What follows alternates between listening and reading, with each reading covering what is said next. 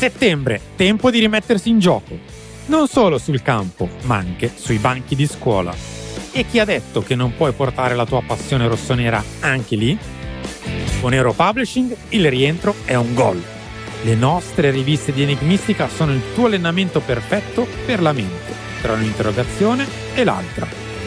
E per i veri campioni di tifo? C'è il kit scolastico Milan, firmato Euro Publishing.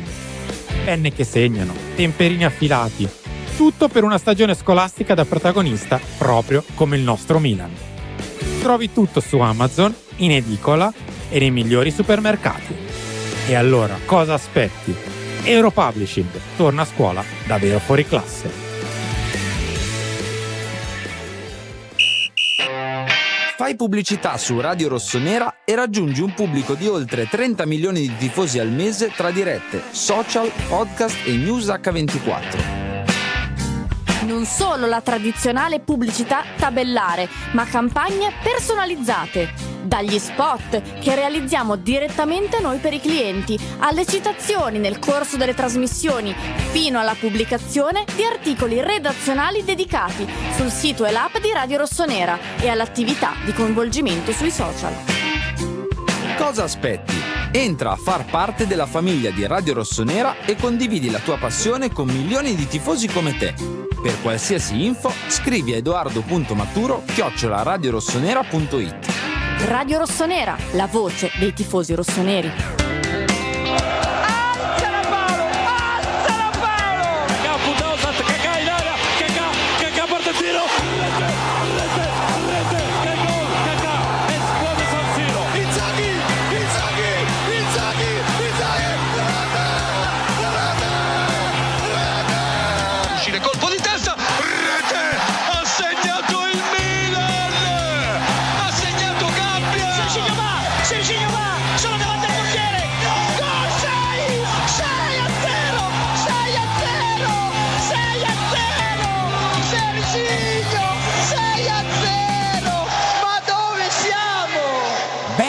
Amici di Radio Rossonera, è il 25 settembre del 2025, è un giovedì e ci ritroviamo in questo Radio Rossonera Talk, il penultimo prima di aprire il weekend. Domani si torna in campo per la quinta giornata e, come avete visto dalla copertina, insomma c'è un leggerissimo big match che ci attende. Saluto Beatrice Sarti, ciao Bea. Ciao a tutti, buon pomeriggio. Enrico Boiani, ciao Henry. Per il penultimo giorno segregato in cantina lì dietro al vetro, no, è in regia ancora fino a venerdì, poi liberiamo il Kraken. E poi lo ritroviamo. Assolutamente sì. Noi abbiamo 13 grafiche e una bella intervista a Fabio Capello in chiusura e quindi partiamo, andiamo via anche abbastanza rapidi, altrimenti non ci stiamo nei tempi, anche perché Bea dopo al galoppo si va da Adrien Rabiot. Sì, proprio al galoppo ci andrò perché a chiudiamo. Cavallo? Sì.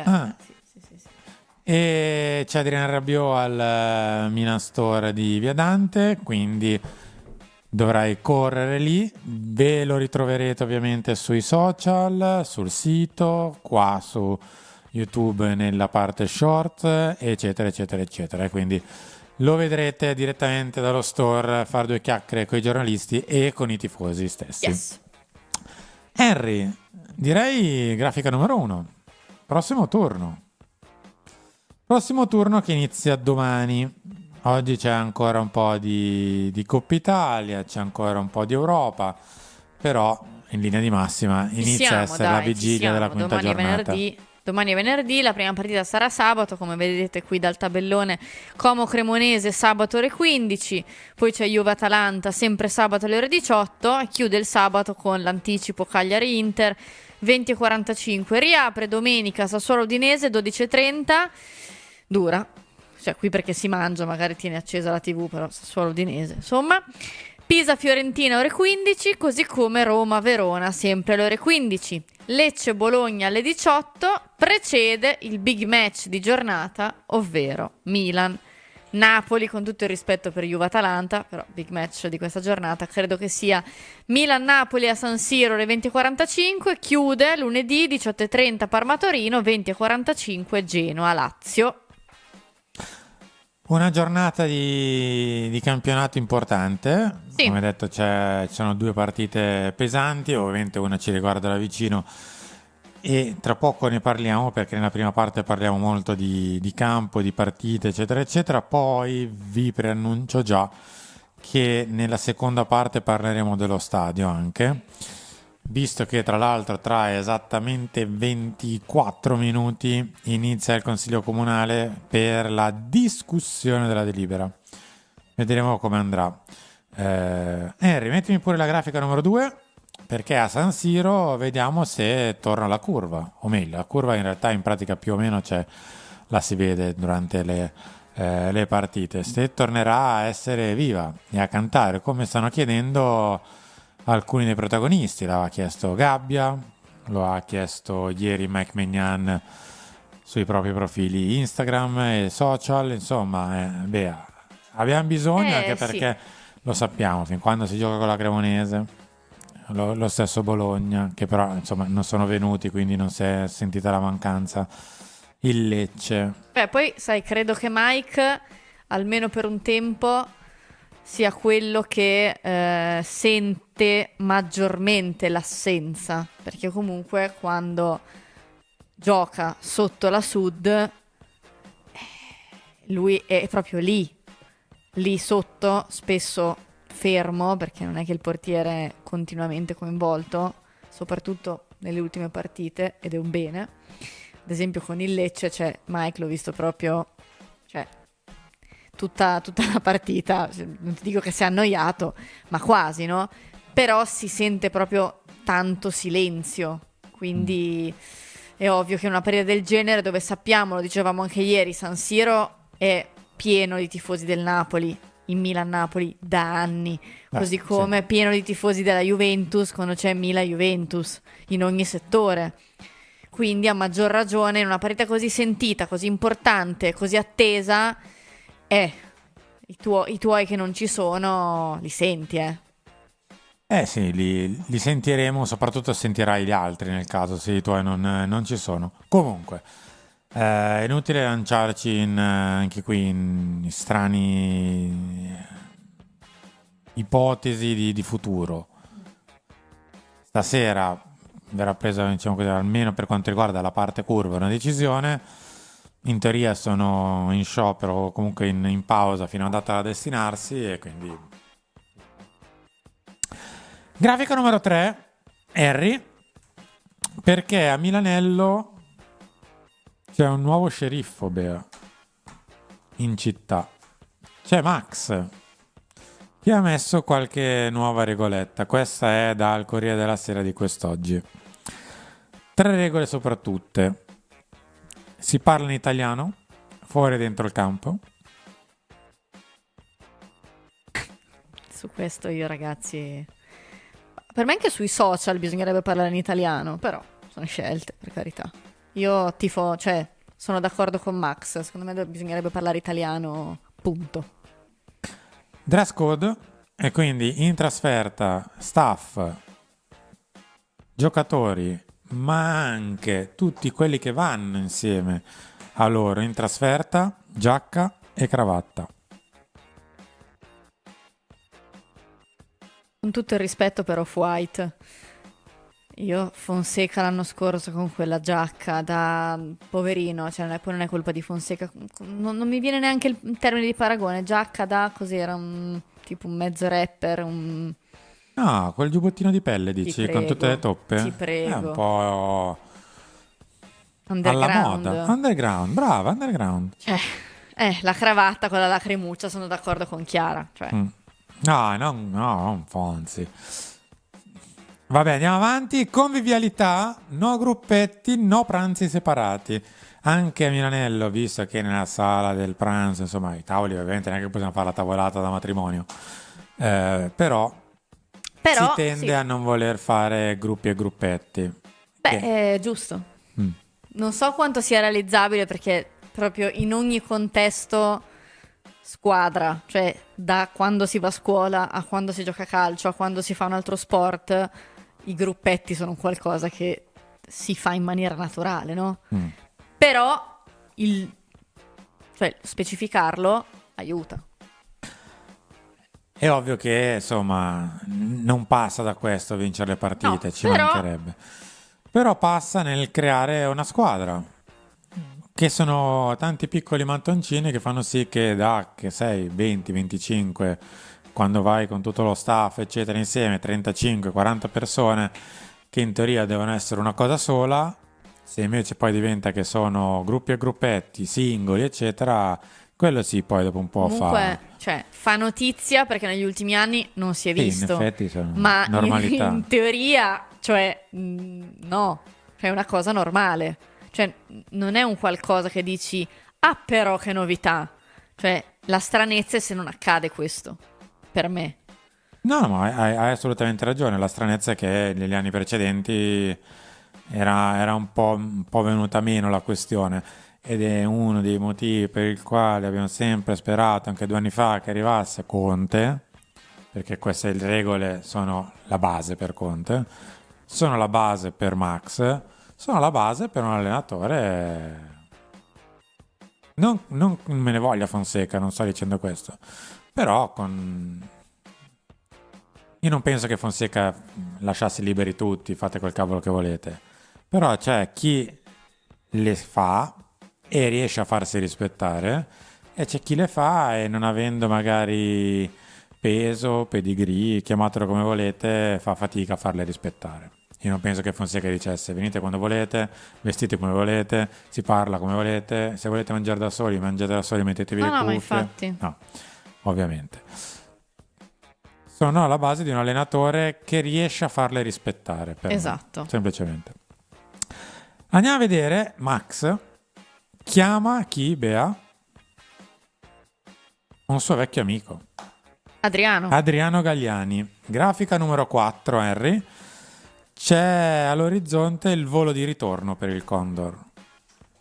Sì, abbiamo visto oggi il comunicato in cui Galliani si dimette dalla carica di presidente al Monza e vediamo se davvero si realizzerà tutto ciò, dato che lui è stato quello che ha inventato la frase certi amori non finiscono per il Milan, perché la frase sappiamo appartiene a una canzone di Antonello Venditti. È lui, no? Che all'epoca utilizzò per la prima volta quella frase per il ritorno di Ricky e vediamo se la potrà utilizzare anche per lui stesso. Allora, sarei tentato di fare un sondaggino volante. Se vi aggrada. Io continuo ad essere della mia opinione su Adriano Galliani, cioè la figura di Adriano Galliani ha senso se va a sostituire qualcuno, se si aggiunge a tutti gli altri che ci sono non è che non abbia senso, cioè cambia il suo margine di manovra. Allora, è ovvio che non vi posso scrivere la carica esatta che avrà nel caso perché ancora non è nemmeno stata completamente definita. Quindi è sulla persona il sondaggio, cioè magari c'è qualcuno che dice ma no ragazzi, ma Galliani ha fatto la storia del Milan a 81 mi pare, Sì. anni, basta così, al di là della carica. E c'è invece che dice vabbè, carica sì, carica no, porta a casa. A parte È che, per voi il sondaggio. a parte che la parola basta così potrebbe essere applicata ad altri dirigenti del Milan da diversi mesi, ma vabbè.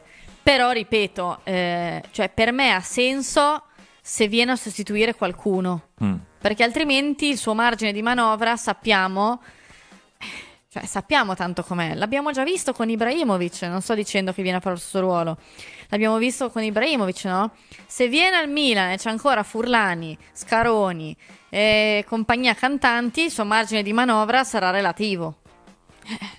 Sì, contando che in teoria è deciso da Cardinale il suo arrivo. Sì, Ok, quindi come era stato deciso l'arrivo di Ibra da Cardinale. lo so, però infatti per un annetto è riuscito un po' a controbattere, poco, Sì, ma a controbattere. virgola. Virgola. Però spero che Galliani innanzitutto sappia, e su questo non ho dubbio, muoversi. perché Adriano Galliani sa muoversi, è mediaticamente potente, abbiamo visto cosa significa essere mediaticamente potenti la settimana dopo Milan-Cremonese, ecco, e secondo me l'ha capito anche qualcun altro, che mediaticamente Massimiliano Allegri è potente, l'abbiamo visto anche sul mercato, quindi la differenza che spero ci sia passa da qui. Il sondaggio sta dicendo che 3/4 di voi, il 75% è favorevole comunque al ritorno di Adriano Galliani. Chissà se ha votato il solito noto, penso di no. Noi dobbiamo volare via dalla questione Galliani, anche perché insomma oggi si è chiuso un capitolo con il presidente del Monza, che non sarà più lui. Tra l'altro nella nota d'addio ha detto che in teoria la nuova proprietaria aveva anche chiesto di restare, ma ha deciso lui di passare la mano un po' per gli altri impegni che ha già e un po' per lasciare ampia libertà a chi arriverà di poter fare ciò che sarà meglio per il proprietario. Quindi. Ringrazio Daniele Torracco che ci dona 2 euro come ogni giorno. Grazie Daniele, davvero. Caffè Radio Rossonera in TV e si gode l'oretta con voi, ci scrive Daniele. È il primo di 15 donazioni per... non lo dico neanche. Non so, lo devo dire. C'è un obiettivo in chat che indovinate chi ha messo. Sì, ha detto lasciali cucinare. Ve lo spoilerò anche Marco C, abbonato con noi da 41 mesi. Grazie mille Marco. E anche Fili92, abbonato con noi da ben 6 mesi. E scrive oddio, non capisco il senso grammaticale della domanda. Meglio le dimissioni di Napoleone, torna alla Sud. Ah ok, c'è un punto esclamativo. Grazie dell'abbonamento a tutti e due. Grafica numero 5, Bea. Sì. Perché c'è un grande ritorno. Eccoci qua. C'è veramente un grandissimo ritorno. Cioè Chiffi. Chi in questa foto è stato colpito da iterizia. Cosa gli è successo in questa foto? È giallastro. Con il Milan e con il Napoli ha degli score incredibili. Sì, vedo. 9 vittorie, 3 pareggi, una sconfitta al Milan. 11 vittorie, 2 pareggi e 0 sconfitte il Napoli. Vabbè, noi una. Sì, noi una, tra l'altro molto tempo fa a Spezia, con lo Spezia di Maggiore e l'altro che poi ha fatto il post, non so se ve lo ricordate. Bastoni, grazie Henry. Un nome e una garanzia. Questo è l'arbitro di domenica. Uno degli ultimi precedenti, me lo ricordo sulla mia pelle, di fantacalcista e soprattutto di familiare, di Tijani Reinders, che era stato espulso in Milan-Udinese, fallo da ultimo uomo. Non so se ve lo ricordate. Sì. Mezzo intreccio di gambe con espulsione. Il Milan vince lo stesso quella partita.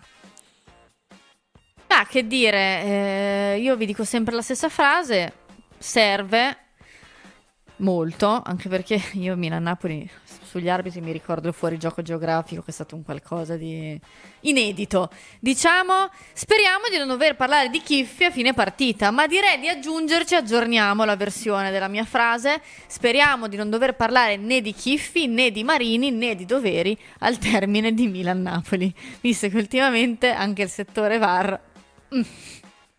Sì, come detto, Doveri, che ci ha appena arbitrato a Udine, va all'Avar, mentre Marini sarà il varista. È ovvio che se qualcuno delle due perde sporca un po' la percentuale con Chiffi. Speriamo che l'ultima riga... Di pareggiare l'ultima riga. Ecco, speriamo di vedere 1-1 nell'ultima riga, non sul tabellone. Ah, ok, meno male. Andiamo avanti. Vediamo la probabile del Napoli. Sì. Mentre devi ringraziare qualcuno, Bea. Sì, ringrazio Leonardo, abbonato con noi da 39 mesi, grazie mille. Che ci chiede, Rabiot arrivava anche se si vinceva con la Cremonese? Questa credo che sia la domanda un po' del mese. Perché immagino che un po' tutti ci siamo posti questa domanda. Guarda, su questa questione la risposta è veramente molto semplice. No. È stata non una richiesta, una quasi imposizione di Allegri post Cremonese. Aggiungo io mia modesta opinione, giusta. Cioè, proprio anche il verbo imporre. Cioè, non bisognava chiedere dopo una partita del genere e dopo un'estate del genere, bisognava imporre. Ma col senno di poi, siamo più contenti alla fine di aver lasciato giù i 3 punti e aver preso Rabiot? Sì. Vedi? Ma indietro non si può tutto è bene tornare. ciò che finisce bene. Adesso, onestamente, Adrien Rabiot, cioè, potevano accorgersi anche prima che serviva uno come Rabiot, Cioè, non è che serviva a Milan Cremonese. Però indietro non si può tornare, i 3 punti neanche possiamo riaverli, però almeno abbiamo un centrocampista coi fiocchi.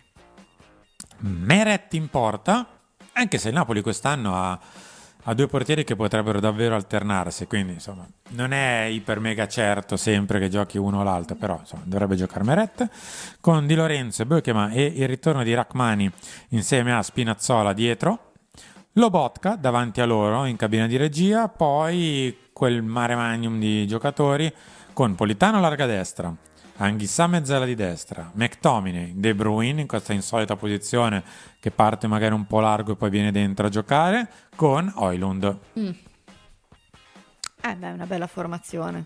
Diciamo che dal centrocampo in su il livello è alto, molto alto.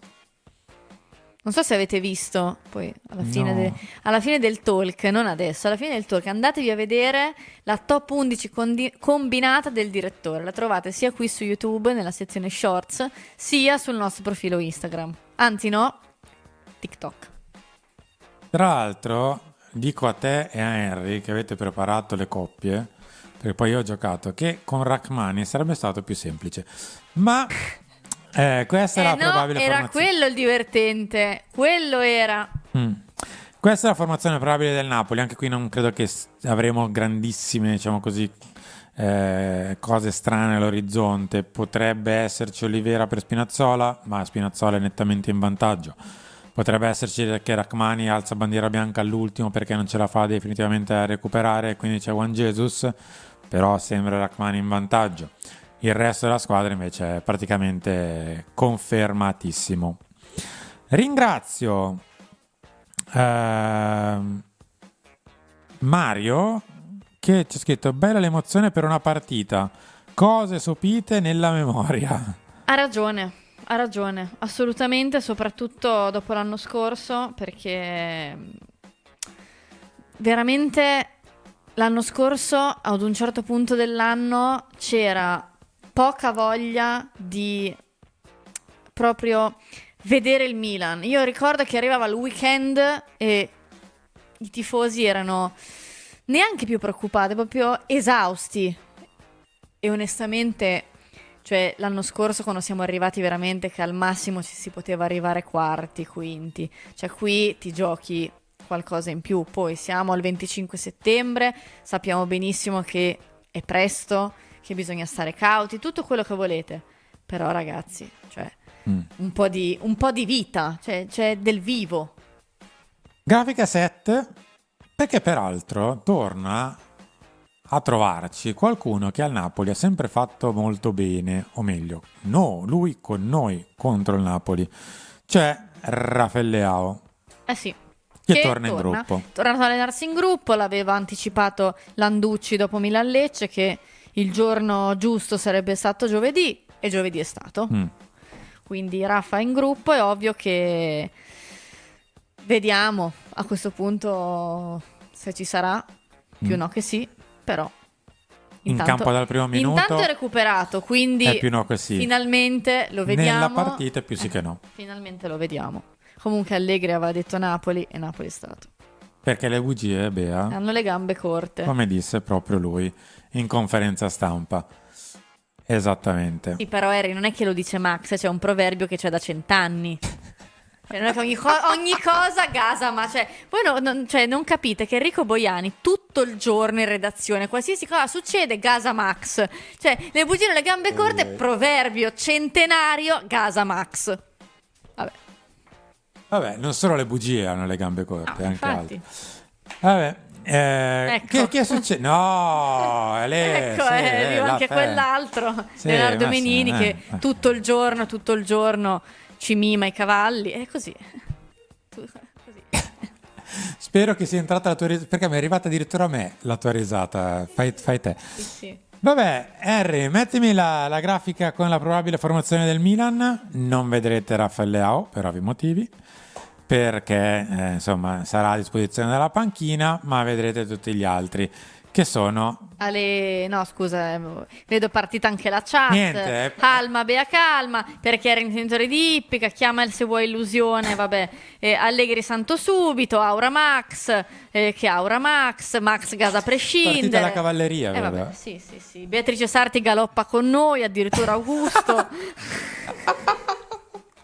Cioè, proprio siamo così.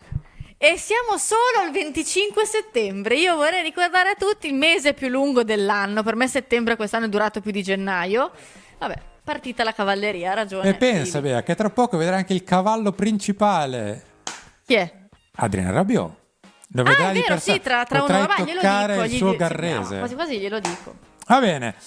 Megnan in porta. Cos'è che gli dici, scusa? Ah, gli dico, tu sei cavallo principale, no? Immagini. No, lui Durante è vagabondo per durante la Allegri, tonnara. ve lo ricordo.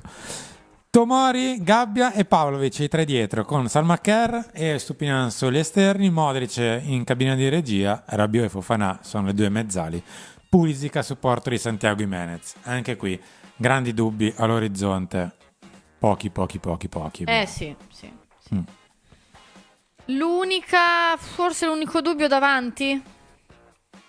E io fino all'ultimo, che lui lasci in panchina Loftus-Cheek, non lo so. Ma per chi? Non per me, Per chi? Chi fa saltare, scusa Bea? No, io non so se Allegri è convinto di E chi lasciare farebbe saltare? Jimenez. No. E non Non c'è, so. senza punte? Ma infatti sbaglio, cioè è un mio... Perché l'altra volta Loftus ha giocato, sì, da seconda, ma c'era Jimenez, non c'era No, Pulisic. ma infatti, ma è una mia È cosa un che tuo mi retropensiero. gira in testa, ma sicuramente non accadrà, giocheranno Pulisic e Jimenez, punto. Ma chiedo anche da casa, c'è qualcuno fuori da questi 11 che avreste fatto giocare? E non vale dire Leao per ovvi motivi. È fuori, scusa, di importante. No, appunto, chiedo. Perché a questo punto, nel post partita, se per caso non dovesse andare tutto perfettamente bene, io avrei messo... Ma sì, però non è che... cioè, non mi sembra che ci siano fuori. Sì, c'è Ricci. No. De Winter, vedo. A me De Winter piace. Per quello che ho visto, per me gioca in maniera tranquilla. Poi... Ah, questo è un buon nome. Nkunku al posto di Jimenez. Quindi l'attacco leggero Pulisic in Nkunku. Però dipende un po' quanti minuti ha nelle gambe in Nkunku. Beh, ce l'ha dimostrato. Ha 30 minuti del primo tempo a buon ritmo. Gli ultimi 10-15 meno. Però poi secondo Poi tempo... i primi 10-15 del secondo tempo in tutto fanno un'ora tra alti e bassi. Cioè io a mio gusto personale De Winter, Gabbia, Tomori mi piace di più. Ma perché a me proprio... Io sembra che ce l'ho sempre con Pavlovic, ma in realtà io non è che ce l'ho con Pavlovic. A me non piacciono i difensori disordinati, come è lui. Perché lui spesso agita le acque anche quando non serve. Si butta in avanti. Ecco, una barriera del genere, io un giocatore così, io lo eviterei. Però magari vinciamo, lui fa una partita ordinata, anche perché Allegri penso che insisterà molto sull'ordine in questa partita. A maggior ragione in questa partita. Però ecco, altre grandi modifiche non... C'è, sottovalutata per me, una bella domanda, l'ho appena vista, di Andrea Biondi. Andrea, però non sei abbonato, sarei tentato di non leggertela, mannaggia a te. Sei anche il primo che ha scritto in chat, se non ricordo male Andrea, oggi. Andrea, fatti ma cosa questo ci fai regalo, senza anche abbonamento? perché il prossimo mese, e al prossimo mese manca neanche una settimana, solo per gli abbonati ci sarà una grande novità, ma prima o poi lo sbarramento si chiude per questa novità. Allora, guardate l'immagine a destra della nostra formazione. La domanda di Andrea è: chi marca Kevin De Bruyne? De Bruyne gioca esattamente al centro di quel triangolo composto tra Tomori, Salmacher e Fofana. Se tracciate una linea e i vertici sono del triangolo Tomori, Salmaker, Fofana, lui all'incirca gioca lì in mezzo. Un po' più in mezzo, un po' più esterno, dipende dall'azione, ovviamente. Parte Non lo parte un marca po' solo più uno. esterno, viene dentro a giocare. Lo marca solo uno. Ecco, siccome Salmaker in teoria ha da buttare un occhio a Spinazzola, Fofana in quella zona di campo ne ha un altro, che non è proprio l'ultimo che passa, cioè McTominay. Ora, bisognerà scalare e muoversi coi tempi giusti, perché io non ce lo vedo Max che fa rompere la linea Tomori e fa prendere va a prendere De Bruyne, che so, a 30 metri dalla porta perché accorcia Tomori. O riusciamo a scalare così tanto bene che Modric scala un po' di qua, Fofana scala un po' di qua e ci muoviamo di conseguenza, quindi lo prendiamo a zona.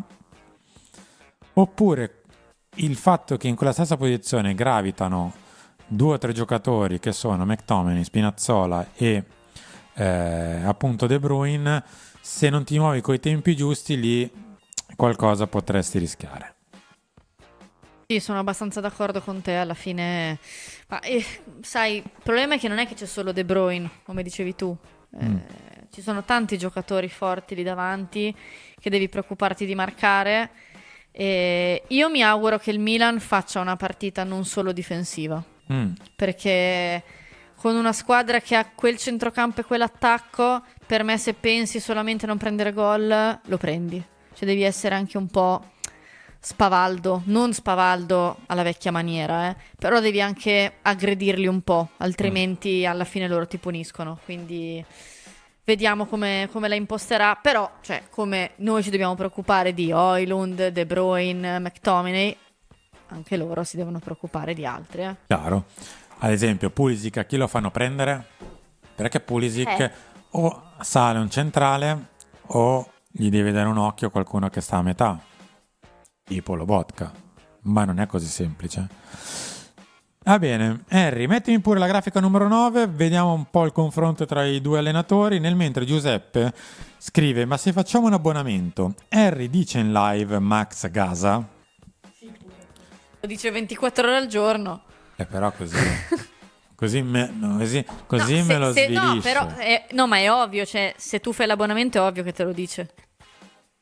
Sì, lo dice anche gratis, però lo dice anche con gli abbonamenti. Comunque ci chiedevano ci chiedevano perché non diciamo la novità. Tempo al tempo, ragazzi. Se ancora non l'abbiamo detta è perché Ci sono delle scadenze. esatto. Allegri e Conte, questi sono gli ultimi 5 anni di carriera di entrambi. Si parte dal 2021 dove Allegri non ha allenato, mentre Conte ha fatto campione d'Italia, è uscito ai gironi di Champions League, un grande classico, e ha fatto la finale di Coppa Italia, Sì. chiudendo a 2 punti 17 partita con l'altra squadra, insomma. Sì, poi l'Inter. Il 21-22 Allegri è tornato alla Juventus, ha fatto quarto, ha fatto finale di Coppa Italia e gli ottavi di Champions League, mentre Conte è arrivato quarto in Premier League e ed è uscito ai preliminari. Sì. 1,88 per Max, 1,89 per Conte, praticamente stesso Siamo percorso. lì. Max l'anno dopo ha fatto settimo, in realtà aveva fatto terzo, Sì. poi retrocesso per le note vicende della Juve, eccetera, eccetera, al settimo posto ed era uscita in semifinale di Coppa Italia e anche di Europa League. Uscita strana, in Europa League. Pensavo che alla fine arrivato lì Allegri ci arrivasse fino in fondo. Vabbè. Conte invece ha fatto ottavo in Premier League, esonerato praticamente È l'anno dopo. che ci ha incontrato. Esatto, dopo essere usciti con noi praticamente va via. Periodo che tra l'altro non stava bene dal punto di vista della salute. No, infatti si ferma un po', Sì. rimane il suo vice a fare ancora un po' il percorso con il Tottenham, eccetera, eccetera. 1,73 Max, 1,68 Conte, anche qui non c'è una differenza enorme. 2 anni fa Conte era fermo, mentre Max ha fatto terzo e ha vinto la Coppa Italia, ce lo ricordiamo tutti come. Con camicia tolta. L'anno scorso Max era a casa e Conte ha vinto il campionato ed è uscito agli ottavi di Coppa Sì. Italia. Beh, Sai che invece forse Sì, no, erano gli ottavi. Erano gli ottavi.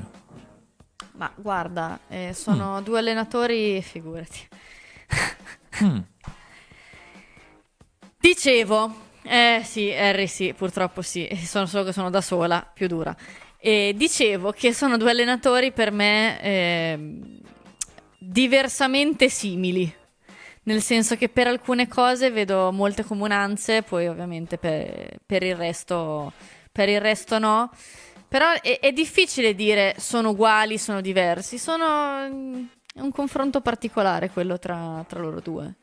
Beh, diciamo che il loro curriculum tra Juventus, Nazionale, Chelsea, Milan, per Allegri, quando è venuto qui, parla un pochino per loro, insomma. Sono allenatori che hanno vinto veramente tanto in carriera, hanno fatto bene, soprattutto quando hanno avuto la possibilità di vincere, tendenzialmente hanno sempre più o meno vinto. Sì, sì. Quando avevano la squadra per piazzarsi, si sono quasi sempre piazzati. Poi capita il campionato che fa meglio o peggio, insomma. Ma guarda, secondo me non è neanche sensato dire chi è più forte di chi. Credo che vada molto a gusto, perché sono due allenatori che comunque hanno vinto molto entrambi, sono stati decisivi entrambi dove sono stati, stagioni più, stagioni meno. Quindi poi ovviamente Conte si porta dietro il continuo, come dire, Champions League. Sappiamo, no, che Conte per ora non ha dimostrato quasi niente, e Allegri no, cioè Allegri sì, perché voglio dire ha fatto qualcosa di importante con la Juve, che però non è arrivato fino in fondo, per fortuna, tra parentesi.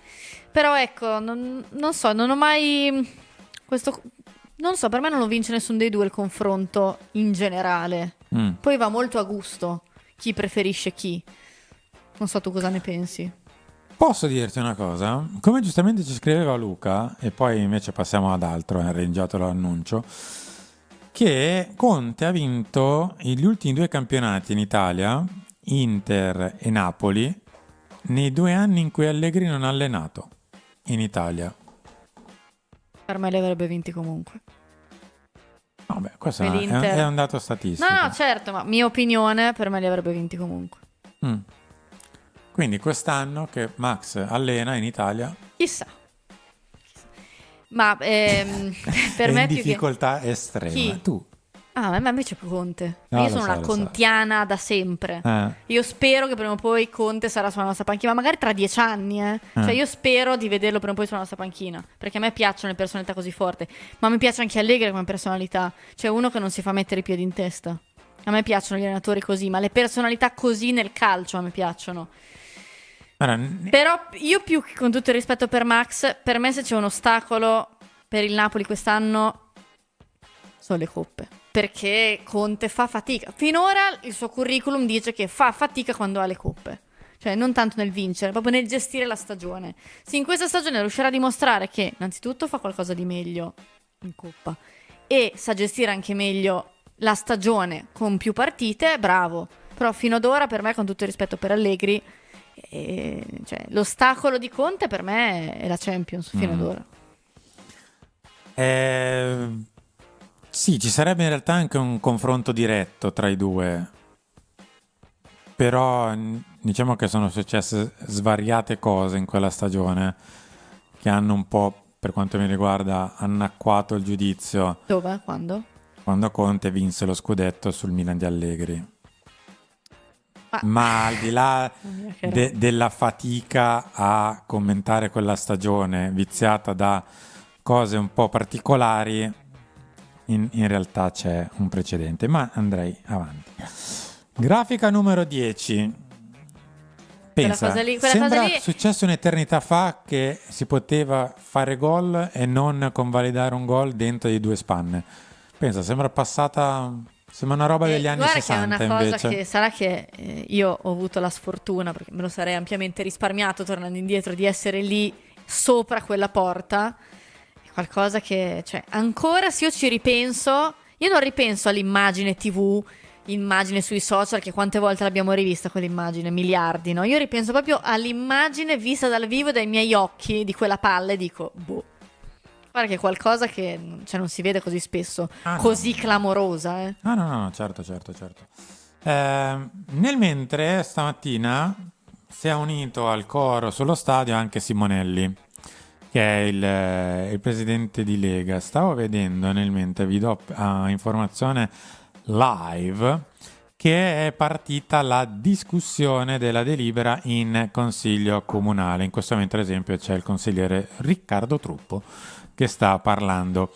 Comunque, sta cosa che San Siro non è attrezzato per l'Europeo 2032, su cui tutti stanno battendo. Se volevi così tanto l'Europeo 2032 e vedevi che non era fattibile uno stadio completamente nuovo, perché magari notavi che vari iter, potevi anche, se volevi così tanto l'Europeo 2032, sistemare quello che mancava a San Siro.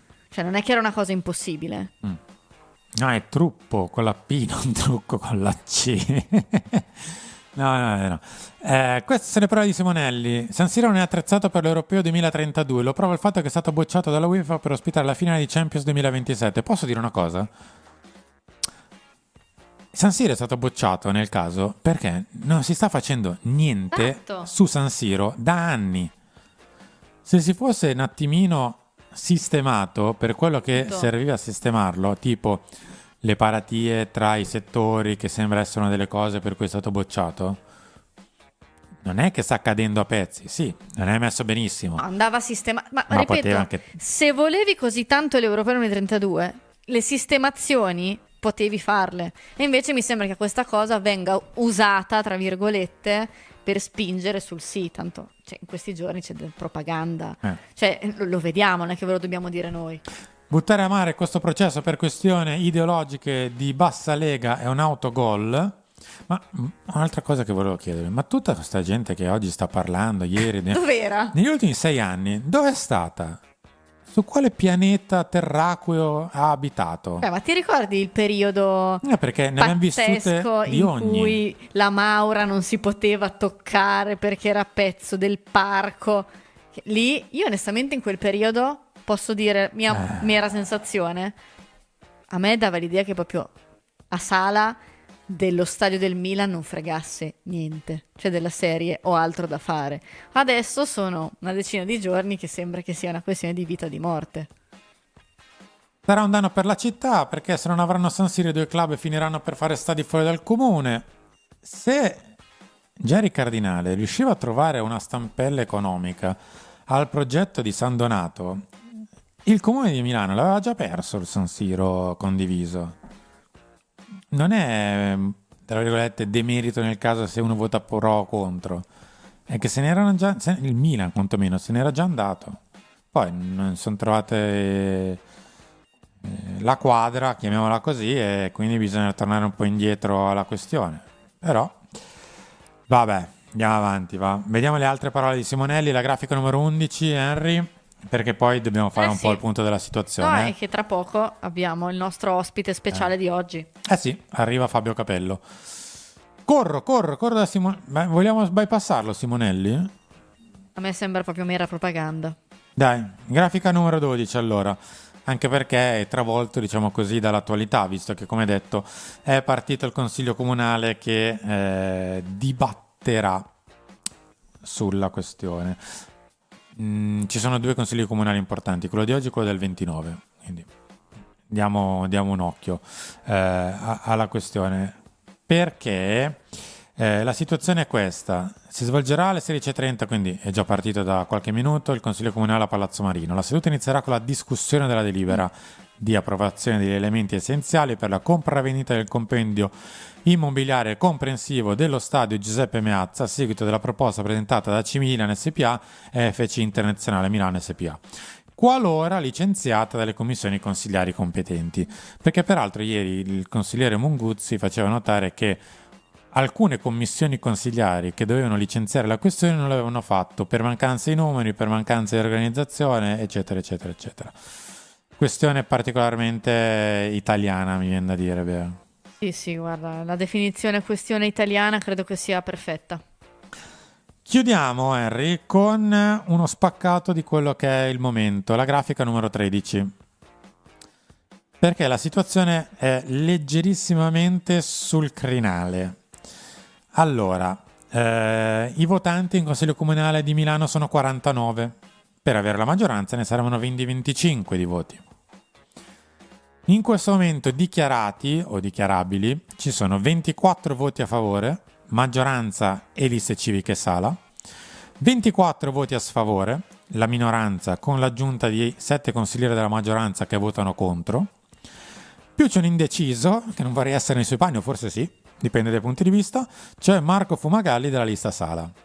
Ora, capite bene che, come abbiamo detto stamattina, dire cosa succederà è totalmente complesso, impossibile. anche perché escono voci, vocette, indiscrezioni da entrambe le parti, quindi è difficile avere la verità in tasca. Quindi come finirà non si sa, tra poco magari ci facciamo un'idea un po' di più con quelli che sono quasi le dichiarazioni di voto che oggi ci sono in Consiglio Comunale, visto che insomma si dibatte, quindi si capisce più o meno chi tira di qua, chi tira di là. Bea, noi torniamo in studio per l'ultimo minuto qui prima che arrivi il buon Fabio Capello con Europublishing. Sì.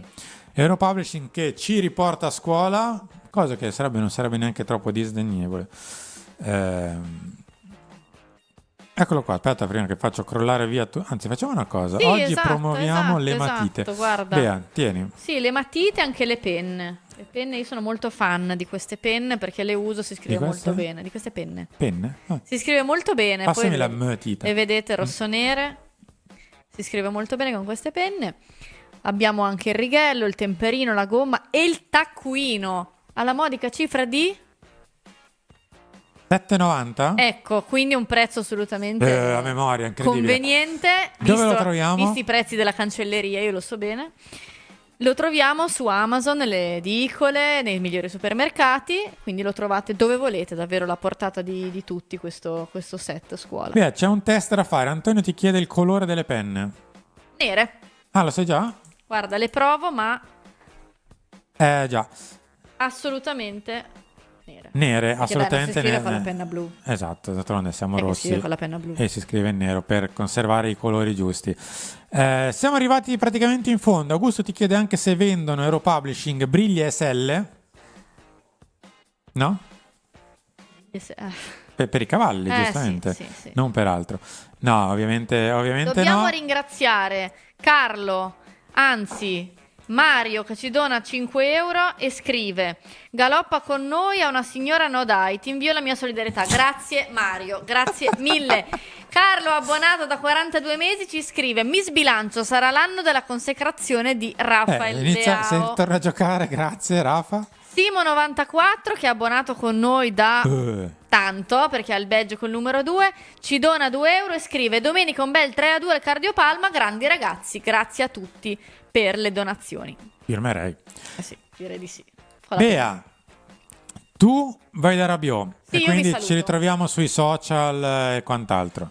Noi andiamo da Fabio Capello, ci sarai anche tu in realtà, con Don Fabio, e poi invece vi diamo invece gli aggiornamenti su quello che sta accadendo in comune nei prossimi ore, soprattutto sul sito. Grazie a tutti, vi lasciamo a Fabio Capello. Bentornato qui in onda insieme a noi a Mister Fabio Capello. Mister, buongiorno. Buongiorno a voi tutti. Buongiorno. Mister, come sta intanto? Sto bene, Bene. guardando partite ogni giorno e quindi valutando tutte le cose, aggiornandomi. Mister, la prima domanda è, diciamo così, un po' dal cuore, nel senso, ma se lo aspettava questo inizio così del Milan? Ma direi una bugia, no. Speravo, ma dopo sì. la Cremonese qualche dubbio mi era venuto, che non ci fosse ancora chiarezza sui compiti e sul dove andare. E invece la realtà è stata diversa e sono molto felice di tutto questo. Allegri ha dimostrato di essere un conduttore, di avere idee chiare, e vedo che tutti quanti lo stanno seguendo e i risultati sono ottimi. Io, mister, le chiedo dove si vede soprattutto la mano di mister Allegri da quando è arrivato al Milan. Nel fatto di aver voluto Rabiot, che lui conosceva. Rabiot sta facendo la differenza e tutti quanti si vede in campo che seguono le direttive. C'è unità di intenti, il problema del Milan è sempre stato gli altri anni che ogni volta che perdeva palla non rientravano compatti e non aiutavano la difesa e i gol si prendevano a bizzeffe. Invece questa dimostrazione dell'equilibrio della squadra si vede in campo in tutti i momenti e questa è una mano dell'allenatore. A proposito di Rabiot, infatti volevo fare una domanda solo di lui e su Modric. Lei ovviamente ha allenato tantissimi campioni in carriera, quindi le chiedo un po', cos'è che fa realmente la differenza in un gruppo tra l'avere e non avere questi giocatori? Cioè, cos'è che ti porta realmente, che so, martedì, il mercoledì, il giovedì, mentre ci si allena anche o in campo la domenica rispetto a un giocatore, passiamo il termine, normale? Quello che fa in allenamento non posso parlare, di quelli che ho allenato io grandi campioni, la dimostrazione della dedizione, dell'attenzione, di tutto quello che chiede l'allenatore e quindi trascinano il gruppo a fare ancora di più, soprattutto se qualcuno non ha molta voglia, bisogna dare l'esempio. E ho sentito dire che per quanto riguarda Modric dà l'esempio detto dall'allenatore e dal vice allenatore. Per quanto riguarda invece il campo di Rabiot, vedo in lui una voglia di rivincita, una determinazione che non riconoscevo nemmeno quando giocava nella Juventus. E questo fa sì che anche gli altri vogliono copiarlo, vogliono aiutarlo e aiutando lui aiuta la squadra a vincere e a fare risultati. Mister, tra poco con il Napoli dovrebbe andare in panchina, tornerà Leao dopo un infortunio di circa un mese. Le chiedo se secondo lei cambierà qualcosa con il ritorno di questo giocatore così importante. Ma la cosa più importante di Leao è che entri con lo spirito che si vede in questo momento nella squadra. Ecco, la cosa che non entri in campo conoscendo le sue qualità tecniche, tutto quello che riesce a dare, la differenza che fa quando gioca da Leao, in questo momento proprio sarebbe importante che anche lui entrasse nella mentalità, nello spirito che si vede in questa squadra e che è la cosa che gli è sempre mancata a Leao. Grandissimo giocatore, però con delle giocate superiori rispetto a tutti gli altri, però non è mai stato un attore. Adesso ci sono dei giocatori che quando entrano anche come riserve fanno la differenza. Volevo togliere una curiosità, nel senso, è realmente così impattante non fare le coppe come è successo l'anno scorso per il Napoli e sarà quest'anno per il Milan? Ma assolutamente, quest'anno ci sono problemi grossi per quelli che hanno fatto le coppe, parlo di Juventus e Inter, che hanno fatto la Coppa del Mondo, quindi non si sono allenati, non hanno fatto la preparazione. Il Milan ha fatto la preparazione come ha voluto. La cosa più difficile per il Milan è stato decidere fino alla chiusura del mercato gli acquisti dei giocatori, quindi integrarli. Però il fatto di potersi allenare tranquillamente tutta la settimana è un plus non indifferente. Io le chiedo... soprattutto il recupero dei giocatori. Sì, è decisamente importante. A proposito di recupero, mister, le volevo chiedere un giudizio sul momento di Giménez, perché sì, è vero, si è sbloccato in Coppa Italia, però oltre al gol cos'è che potrebbe aiutarlo nel farlo uscire da questo momento un po' di difficoltà? Ma guarda, io ho scritto sulla Gazzetta proprio che la cosa più importante è avere le occasioni. Lui se ne crea occasioni su occasioni, quindi vuol dire che c'ha il fiuto del movimento in area di rigore. Ecco, di trovare quella serenità, quella tranquillità per poter essere più positivo quando ha le occasioni, perché ha commesso degli errori molto gravi. Forse gli manca, secondo me deve lavorare nell'uno contro uno, nel senso quando si trova davanti al portiere da solo e essere più tranquillo. Visto che è stato tantissimo ovviamente al Milan, sa cosa vuol dire un San Siro che spinge, eccetera, anche qui mi tolgo una curiosità. è così tanto impattante anche in questo caso avere il supporto dei propri tifosi la domenica e non magari come stiamo vedendo in queste prime giornate avere uno stadio un po' silenzioso? Ma guardi, c'è una cosa, io dico che il Milan è cresciuto con il Covid, col silenzio. Si è formato, c'erano giocatori che non potevano giocare con il pubblico perché sentivano il peso, l'importanza. Col Covid, giocando con l'aiuto dell'allenatore che li dirigeva perché poteva parlare come in allenamento, sono cresciuti e non abbiamo vinto lo scudetto. Adesso non c'è il supporto degli ultra, però c'è il supporto vero di quelli che vanno a vedere le partite. A me piace molto così. Le chiedo l'ultima cosa su domenica, che gara si aspetta da due squadre allenate, da due allenatori così di livello? Beh, una partita molto interessante per tutti e due, per vedere il livello del Milan, ma soprattutto vedere se questo Napoli con lo scudetto sul petto è il Napoli che l'anno ha dominato la stagione. Ecco, questa è una cosa importante. Oppure è un Napoli che pensa alle coppe, visto che ci saranno subito mercoledì successivo la partita della Champions, e quindi vedere come reagisce contro una squadra che secondo me in questo momento è temibile. La squadra temibile sarebbe il Milan. Ma mi tolgo veramente l'ultimo sfizio, ma forse lei in panchina giocherebbe domenica per darsi un segnale, quindi che so, entrerebbe in campo con la voglia di spaccare tutto e di vincere la partita, anche per darsi a se stesso un segnale al campionato, oppure un pochino più tranquillo, cercando di rimanere aggrappato al Napoli, non disdegnando che so anche un pareggio se dovesse uscire per poi giocarsela più avanti?